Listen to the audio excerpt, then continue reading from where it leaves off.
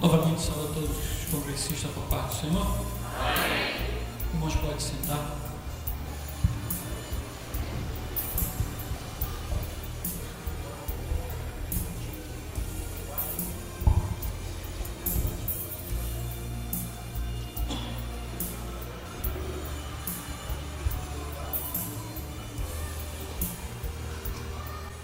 Muito bom nos estarmos aqui nesse 8º Congresso da Unimobrat, na primeira região. Segunda vez que eu estou presente, e estou feliz porque nós já ouvimos a voz do Senhor aqui nesse lugar. E o Senhor tem coisas muito boas para cada um de nós.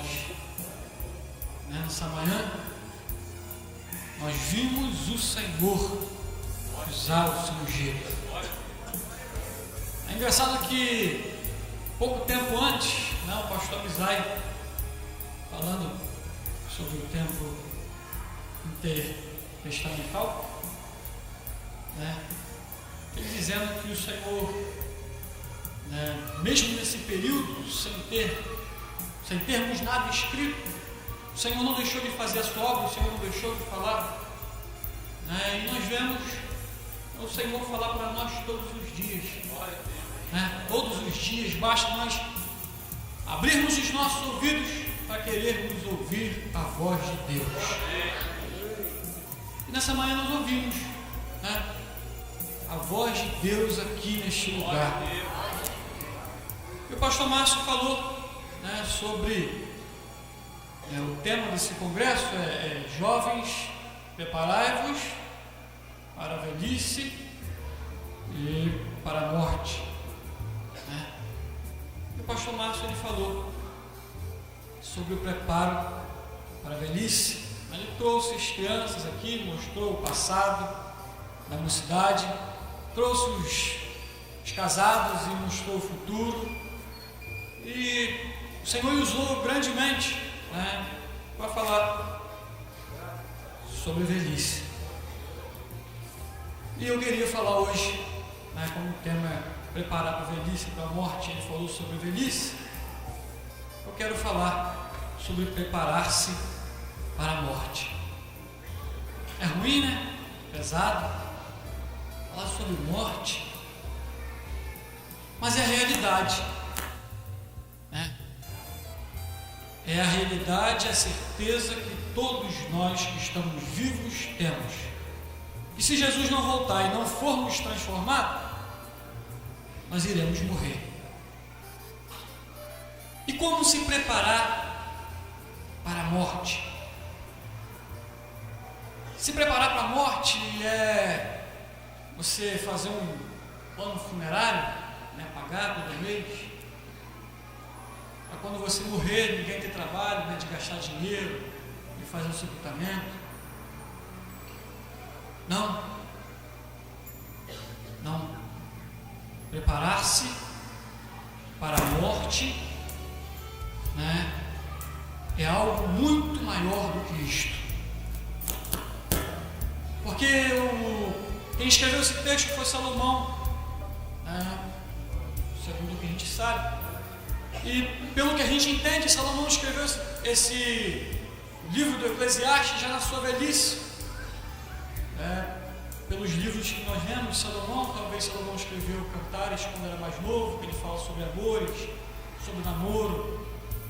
Depois o livro de Provérbios, já talvez numa meia-idade, onde ele já estava mais maduro, ele fala sobre a sabedoria, sobre as coisas da vida. E Eclesiastes ele fala sobre, ele toma um tom melancólico na sua escrita, ele começa a se lamentar sobre tudo que ele fez e mostrar que tudo que ele havia feito era vaidade. E no final do capítulo 12 ele descreve que o homem, quando jovem, deve se preparar, porque a velhice ela há de chegar e a morte também. Aí nesse texto ele fala ele fala de modo figurado sobre a velhice, quando a gente lê o texto, escureceu o sol, a lua, não tornar vir nuvens e cessar os roedores, os homens fortes da casa enfraquecerem. Ele está falando dos olhos, dos ouvidos, dos dentes, dos braços e dos pés. E no final ele termina falando sobre a morte. E como também o que está no alto, o velho espanto, o caminho, florescer amendoeiro, o gafanhoto for um peso, perecer o apetite, porque o homem se vai à sua eterna casa, e os pranteadores andarão rodeando pela praça. Antes que quebre a cadeia e se despedace o copo de ouro, se despedace o cântaro junto à fonte, e se despedace a roda junto ao poço, e o pó volte à terra como era, e o espírito volte a Deus, e o deu. Vaidade, tudo é vaidade, diz o pregador. Mas como se preparar para a morte? Já pensou? Ninguém para pensar nisso. Eu sinceramente penso pouco sobre isso. Eu não quero morrer agora. Mas já pensou que quando você ficar velho, mocidade, e que você partir dessa vida, qual será o que escreverão sobre você? Qual é o legado que você vai deixar para os seus filhos, para os seus netos, para as gerações futuras que virão? Que eles vão dizer sobre você? Sabe, preparar-se para a velhice, nós ouvimos hoje que Deus tem requerido de nós como nós devemos fazer, como nós devemos proceder, para que lá na frente não nos arrependamos de algo que nós fizemos lá atrás. E o dia que a velhice passar e a morte chegar, essa história de cada um de nós, ela há de ser contada. Isso é um fato. É um fato. Vou mostrar para vocês a história de dois homens que me chamam a atenção, que são netos do homem que escreveu esse texto, Salomão. São netos mais para frente, mais que tataraneto. O primeiro homem que eu quero falar é sobre Jeorão. O rei Jeorão, filho de Josafá. Josafá, pelo que a gente conhece, um rei bom, temente a Deus, fiel, toda a sua trajetória. E de repente um dia o rei Josafá morre. O rei Josafá, ele morre. E a Bíblia nos fala que dormiu Josafá com seus pais e o sepultaram na cidade de Davi. E Jorão, seu filho, reinou em seu lugar. E teve irmãos, filhos de Josafá, Azarias, Jeiel, Zacarias, Azariel, Micael, Cefatias, e todos estes foram filhos de Josafá, rei de Israel. E seu pai lhe deu muitos dons de prata, de ouro, de coisas preciosíssimas, como cidade forte em Judá. Porém o reino deu a Jeorão quando era primogênito. É um homem de privilégios, era o mais velho, filho de Josafá, e tinha mais irmãos, mas porém quando Josafá morre, Josafá pega o reino e dá a Jeorão. Ele tem um exemplo do pai. O pai foi um homem bom, um homem temente a Deus, um homem fiel, um homem que nós vimos a linha. Mas de repente esse homem chamado Jeorão, ele muda, ele não consegue seguir os passos de seu pai, ele não consegue seguir a história que o seu pai fez. E eu não vou me alongar muito na história de Jeorão. Enfim, a história de Jeorão é contada num só capítulo. Não dá nem para contar 2 capítulos da vida de Jeorão. Um capítulo só resume a vida dele. O homem casa-se com a filha de Acabe. Ele fecha as portas da casa de Deus. Ele adora os ídolos que Acabe adorava. E faz tudo quanto os reis de Israel fizeram de ruim, ele também fez. E depois de algum tempo, o Senhor envia um recado por Elias para Jorão, e o Senhor disse: olha, eu te ferirei com um grande flagelo, e o teu povo, e os teus filhos, e as tuas mulheres, e as tuas fazendas, e tu também terás uma grande enfermidade por meio de um mal nas tuas entranhas, até que saiam das tuas entranhas, por causa da tua enfermidade dia após dia. E aí o Senhor apertou inimigos contra Jorão. Jorão ficou doente, e de repente as entranhas de Jorão saem, e Jorão morre.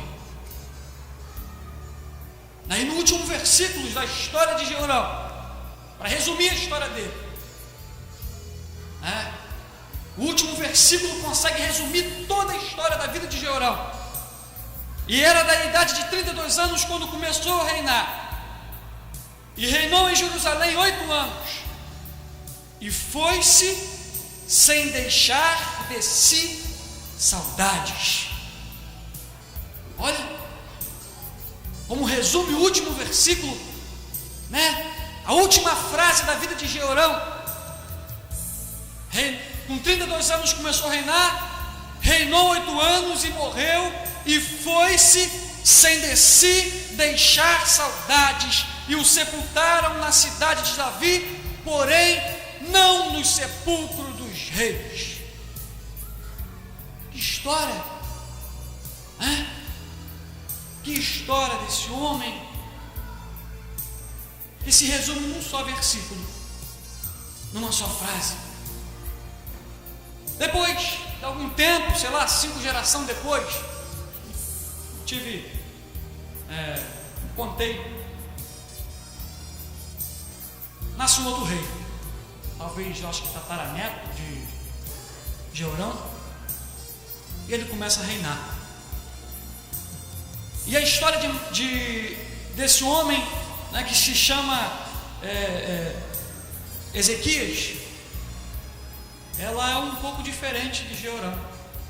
Jorão tinha um pai que era bom, e ele entra por um caminho mau.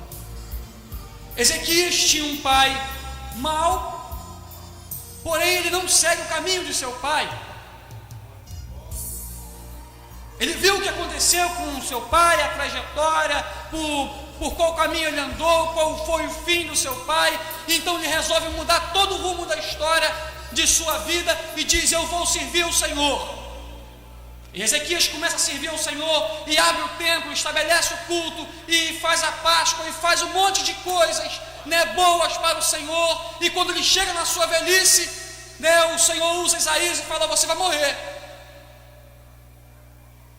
Mas olha a diferença de um para o outro. Ele tem um saldo com Deus, porque nos dias da sua mocidade ele se lembrou do seu Criador. Então quando Isaías fala para ele: você vai morrer, ele vira o seu rosto para o canto: Senhor, mas quando eu fui jovem eu fiz isso, eu fiz aquilo outro, eu fui um rei, poxa, eu procurei seguir os teus caminhos. E antes de Isaías sair, o Senhor manda Isaías voltar e diz: olha, vou dar mais 15 anos de vida para Ezequias. Diz a ele que eu vou dar mais 15 anos de vida a ele.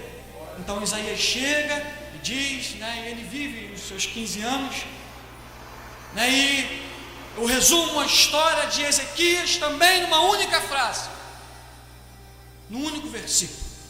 Último versículo, da história de Ezequias.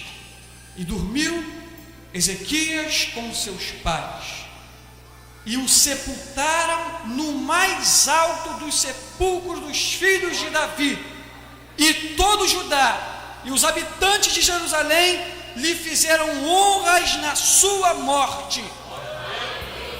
Olha a diferença da história de um para o outro.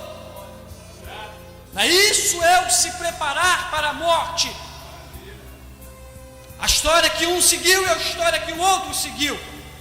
Um estava escrito na lápide dele: olha, nem saudade ele vai deixar. Ninguém quer lembrar de Jorão.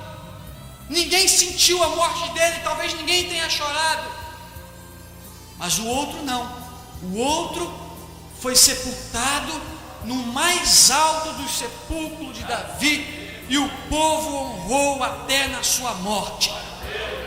porque reconheceu que ele foi um homem de Deus. E você, jovem, você tem procurado ser um homem e uma mulher de Deus? Qual a história que você está escrevendo da sua vida? É apenas um capítulo como Jeorão? Ou é diversos capítulos como Ezequias? Qual é a última frase que você quer que seja escrita na sua história? E foi-se sem deixar saudade, ou que você foi honrado por aqueles que o sepultaram? Nós escrevemos a nossa história. Nós escrevemos a nossa história. Hoje é a nossa vez.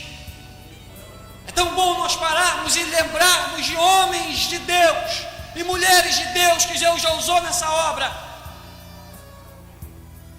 Pastor Jair foi para o Senhor, eu tinha acho que 6 anos de idade. Hoje eu tenho 26, há 20 anos atrás. Eu jamais imaginaria subir num lugar onde o pastor Jair pregava com toda a autoridade. Mas o homem de Deus se foi e deixou lições para mim e para você. E o Ananias se foi e deixou lições para mim e para você. Pastor Valdir de Carvalho, pastor Genésio Fuli, pastor Genésio Diniz e tantos outros homens de Deus.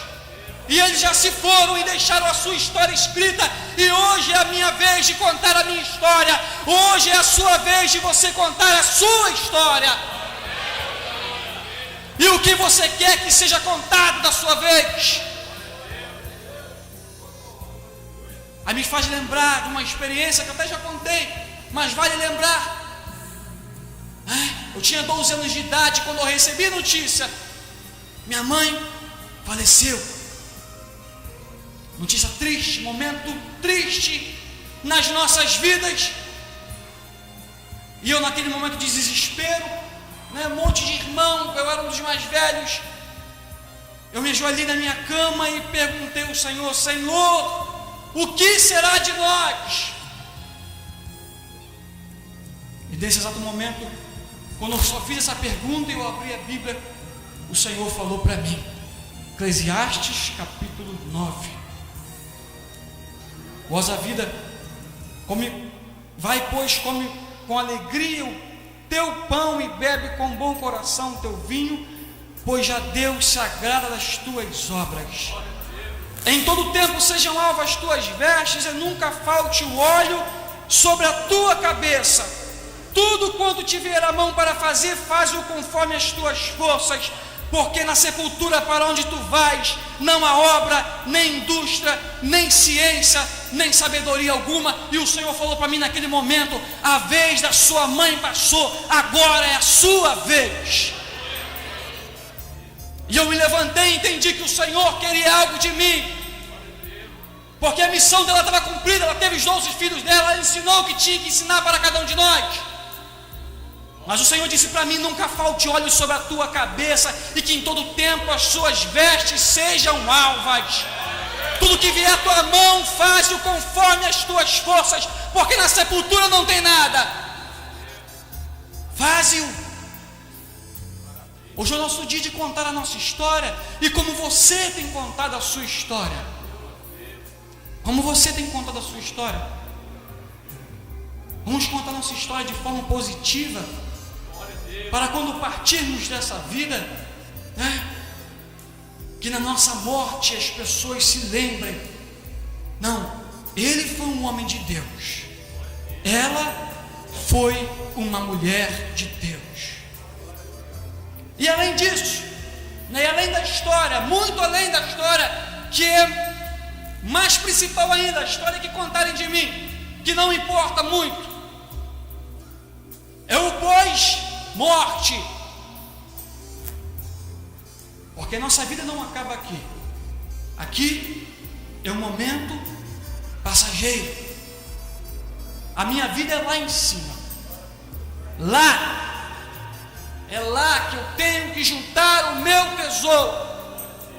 Como uma vez o Senhor Jesus Cristo contando uma parábola de um homem rico que tinha muitos bens e muitas coisas, e ele disse: eu não consigo juntar tudo que eu tenho nos meus celeiros, são pequenos, eu vou aumentar os meus celeiros, e aí eu vou conseguir juntar tudo. Então, quando ele construiu, derrubou os celeiros que ele tinha e construiu novos, então ele disse: a minha alma pode agora descansar e gozar os bens que eu tenho. Mas o Senhor Jesus Cristo disse: louco, essa noite pedirão a tua alma, e o que tens preparado para quem será? Assim é o homem que junta tesouros para si, mas não é rico para com Deus. E nesse mesmo capítulo, mais um pouco abaixo, o Senhor diz, buscai primeiro o reino de Deus e a sua justiça, e as demais coisas vos serão acrescentadas. Ajuntai tesouro nos céus, onde a traça não rói, onde o ladrão não rouba. É lá que nós temos que juntar o nosso tesouro. O que vier à sua mão para fazer hoje, faça-o conforme as suas forças. Faça para Deus. Ajunte os tesouros nos céus, porque lá é o nosso lugar. Quando nós partimos dessa vida, lá nós teremos uma vida eterna com Jesus Cristo. E se você partir hoje, o que você tem nos céus? Quando chegar a tua vez, o que você já juntou? Vamos pensar nisso. Tudo neste mundo é vaidade. Vaidade de vaidade, diz o pregador, tudo é vaidade. Eu se arrumar, eu juntar riquezas, não que eu não tenha que fazer isso, tá? Faça, pensando sempre no Senhor, porque isso tudo fica quando nós partirmos. Isso tudo fica quando nós partirmos, No final ele diz assim: e no demais, filho meu, atenta, não há limite para fazer livros, e o muito estudar enfado é da carne. De tudo o que se tem ouvido, o fim é: teme a Deus e guarda os seus mandamentos, porque este é o dever de todo homem. Porque Deus há de trazer juízo toda obra, até tudo que está encoberto, seja bom ou seja mau. Jovem, prepara para a velhice e para a morte. Porque quando chegar na morte, Ele vai trazer juízo. O que é bom e o que é mal. Aquilo que você fez à vista dos outros, aquilo que você fez encoberto, Ele vai julgar. Que nós paramos e refletamos nessa palavra, de Salomão, que foi um homem sábio, que parou e que pensou e que escreveu. Para e pensa. O que você quer lá na eternidade? O que você quer lá? Qual o legado que você quer deixar para os seus filhos, para os seus netos, para as gerações futuras, assim como outros homens de Deus deixaram para nós? Vocês querem que diga para você, aquele foi somente mais um que passou por aí. Você quer que outros digam: ali passou um homem de Deus, ali passou uma mulher de Deus. Hoje é a minha vez, e eu quero, e eu faço esforço, não que eu sou bom, não que eu sou melhor, mas todos os dias eu luto contra as minhas fraquezas, luto contra a minha carne, para que um dia que eu partir, as pessoas olhem e digam: ele foi um homem de Deus. E que você também pense nisso, que você também queira que esse seja o seu final, o último escrito da sua história. Qual será o último escrito? E ele foi sepultado nos mais altos da sepultura de Davi, e foi honrado até na sua morte. E que Deus vos abençoe.